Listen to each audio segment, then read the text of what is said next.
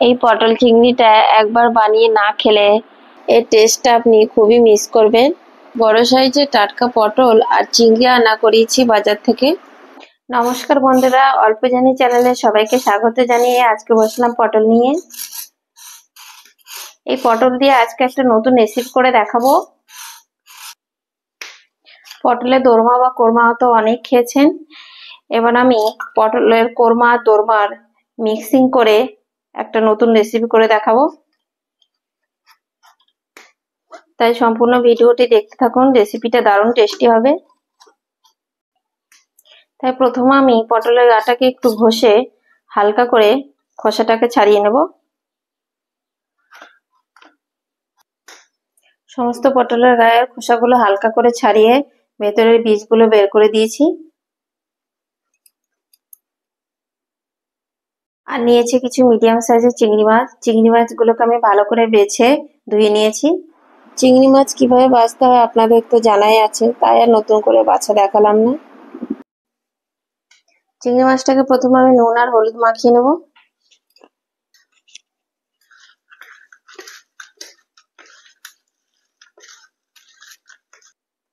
এই রান্নাতে অবশ্যই এরকম মিডিয়াম সাইজের চিংড়ি নিতে হবে, তাহলে খুব ভালো হয়।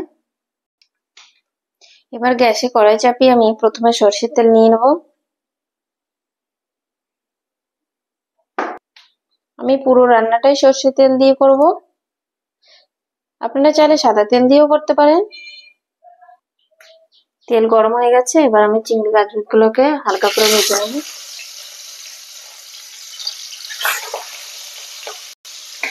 চিংড়ি মাছটাকে ঠিক এরকম লাল করে তুলে নেব।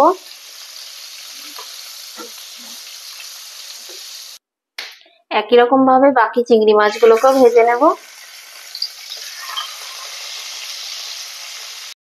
একে একে আমার সমস্ত মাছ ভাজা হয়ে গেছে।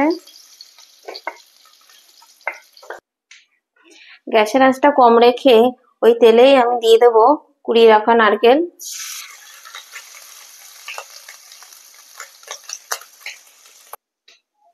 এবারে নারকেলের মধ্যেই আমি দিয়ে দিচ্ছি বেটে নেওয়া বাদাম। আমি এখানে হাফ কাপ থেকেও একটু কম বালিতে ভাজা চিনে বাদাম নিয়েছি। আপনারা চাইলে পোস্ত আর কাজু বাদাম বেটেও দিতে পারেন।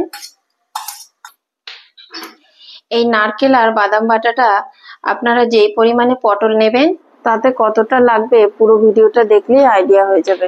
আমি এখানে 12টা পটলের জন্য তৈরি করছি। এবার এর মধ্যে দেব খুব সামান্য লবণ।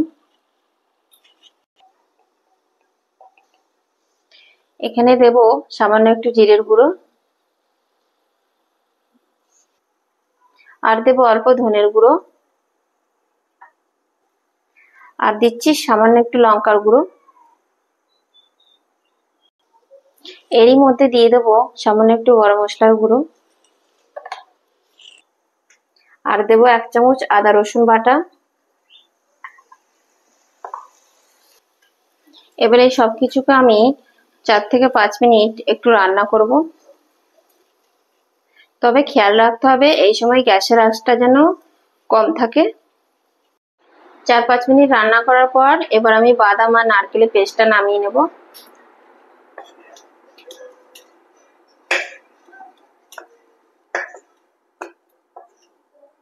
এই নারকেল বাদামের পেস্টটা একটু ঠান্ডা হলে এই পটলের মধ্যে আমি কিছুটা পুর পুরে দেব।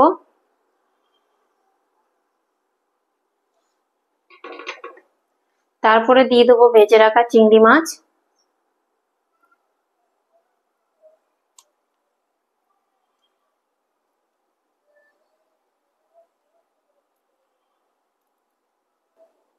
দেখুন ঠিক এরকম দেখতে হবে। দেখতে দারুণ লাগছে না বন্ধুরা? পটলগুলো এমন ভাবে কাটবো যেন চিংড়ি মাছটা দেওয়ার পর মুখটা টাইট হয়ে বন্ধ হয়ে যায়। সব পটলগুলোকে একই রকম ভাবে একে একে রেডি করে নেব। এবার আমি কড়াইয়ে তেল নিয়ে নিচ্ছি।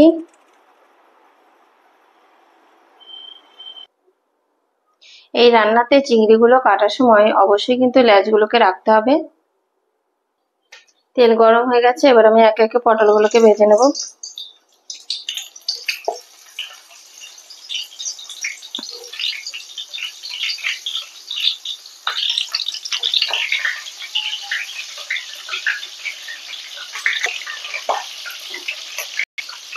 এই সময় পটলে একটু লবণ দিয়ে নেব।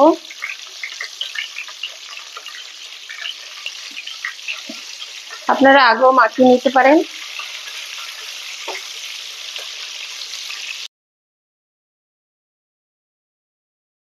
পটল ভাজা হয়ে গেছে, এবার আমি পটলগুলোকে তুলে নেব।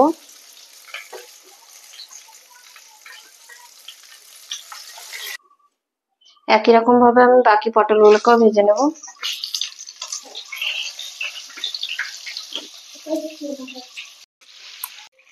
বাকি পটলগুলোকেও আমি একই রকম ভাবে ভেজে নিয়েছি। এবার আমি এগুলোকে তুলে নিচ্ছি। এবার ওই তেলেই আমি দিয়ে দিচ্ছি কটা গোটা গরম মশলা, আর হচ্ছে অল্প গোটা জিরে।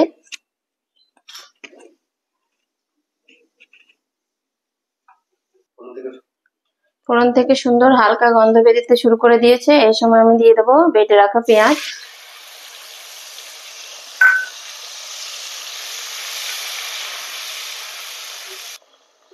এবার দিচ্ছি 2 টেবিল চামচ বেটে নেওয়া আদা রসুন পেস্ট।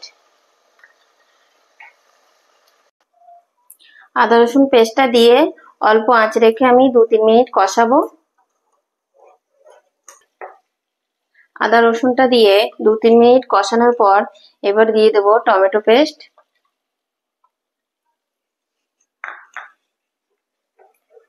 টমেটো পেস্টটা দিয়েও আমি এটাকে এখন আরো 2-3 মিনিট কষাবো। এই সময় দিয়ে দেবো স্বাদ মতন লবণ।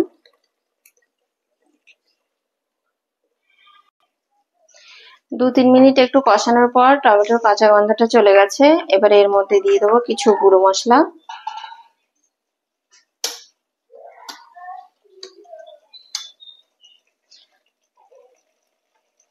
আমি এখানে দিচ্ছি 1/2 টেবিল চামচ মতো হলুদ গুঁড়ো,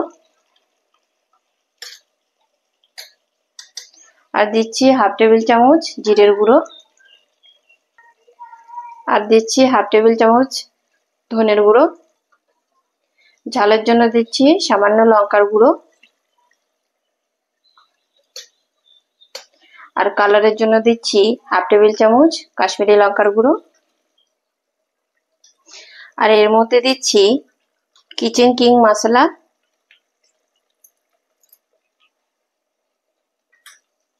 এই সব কিছু মশলা দিয়ে আমি এটাকে আরো 3-4 মিনিট কষাবো, যতক্ষণ এই মশলা থেকে তেল ছাড়ছে। মশলা থেকে তেল ছাড়তে শুরু করে দিয়েছে। এবার আমি এই সময় দিয়ে দিচ্ছি 100 গ্রামের থেকেও একটু কম দই। আমি এখানে টক মিষ্টি দই দিলাম, আপনারা টক দইও দিতে পারেন। টক দই দিলে সামান্য চিনি দিতে হবে। এবারে এই সময় দিয়ে দিচ্ছি অল্প কসুরি মেথি। সবকিছুকে দিয়ে 4-5 মিনিট কষানোর পর আমি এর মধ্যে দিয়ে দিচ্ছি 1/2 কাপ পরিমাণ জল।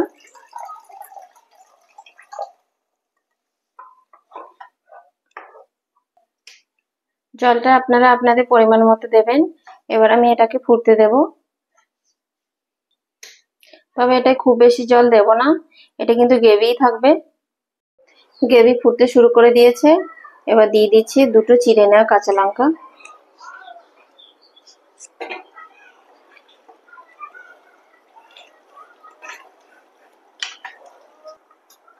এবার আমি একে একে ভেজে রাখা পটলগুলোকে গ্রেভির মধ্যে দিয়ে দেবো।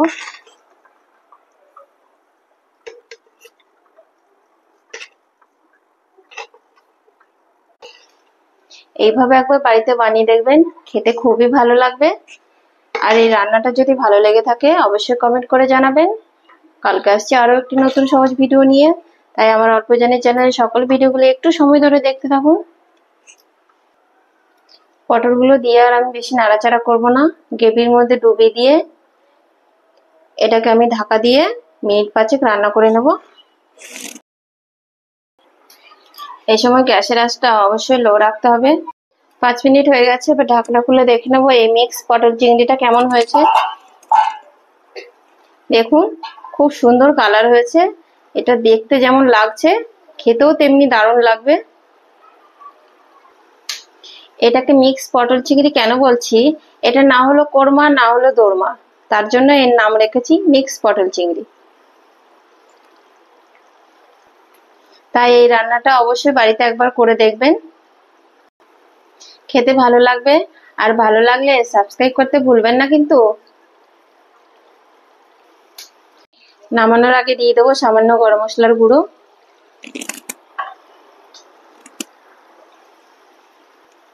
আর দিয়ে দেবো অল্প কুচি নেওয়া ধনেপাতা।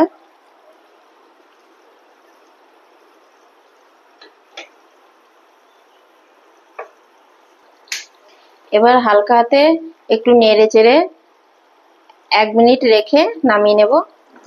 এইভাবে বানিয়ে গরম গরম ভাতের সঙ্গে পরিবেশন করুন, আর রুটি দিয়ে খেলেও মন্দ লাগবে না।